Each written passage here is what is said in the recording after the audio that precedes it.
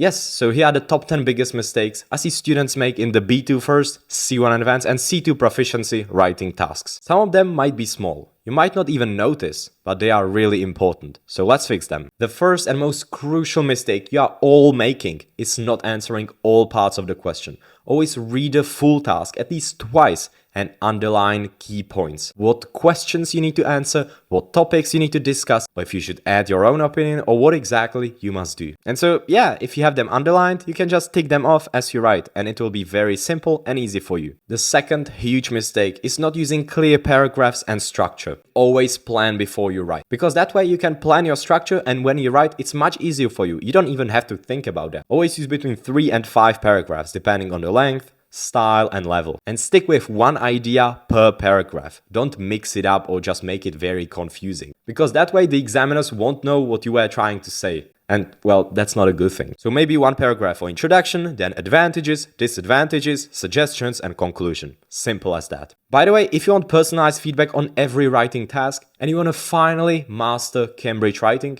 then you can just join my Cambridge Confidence program. The link is in the description. On to the video. The third huge mistake is using the wrong tone, meaning you are too casual, friendly in formal writing tasks, and you are too stiff and formal in informal ones. Always double check who the target reader is and then adjust the tone. Ask yourself, would you really say this to a teacher, your friend, or a stranger? And most importantly, stay consistent with your tone throughout your entire text, because otherwise it will just become a mess. The fourth big writing mistake is repeating the same words and phrases. Don't get me wrong, there's nothing wrong with using basic words like good or important once in your essay, but just don't use them 10 times. So instead, try to learn a couple of synonyms for these words like good, bad, important, go, and so on. And also learn different expressions for each writing style so that you are not using the same ones all the time. The next writing mistake I see students make is having a weak or missing introduction and conclusion. Remember, your introduction must show the purpose of your text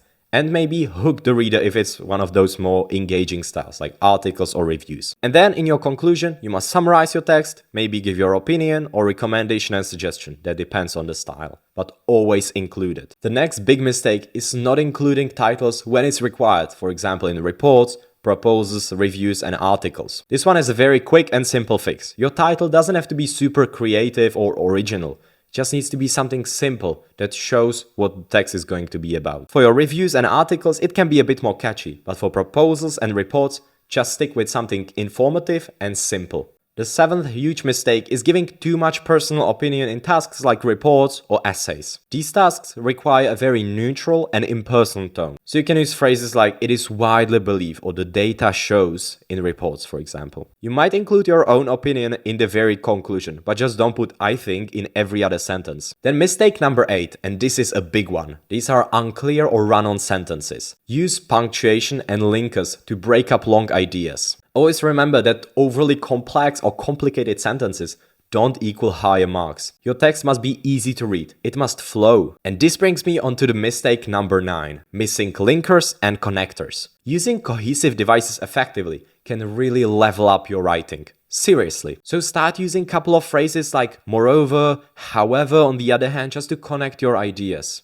Because this, once again, it increases the readability of the text, which is what the examiners are looking for. And our very last mistake is ignoring the word count. It can be sometimes quite difficult to fit within the word limit, but you must try to. Because if your text is too short, you are most likely missing some information. But on the other hand, if your text is too long, you might be including unnecessary information and just making more mistakes. It really helps to plan your writing in advance, because that way you won't include anything more and you will know what to focus on exactly. So these were the 10 most common mistakes in Cambridge writing.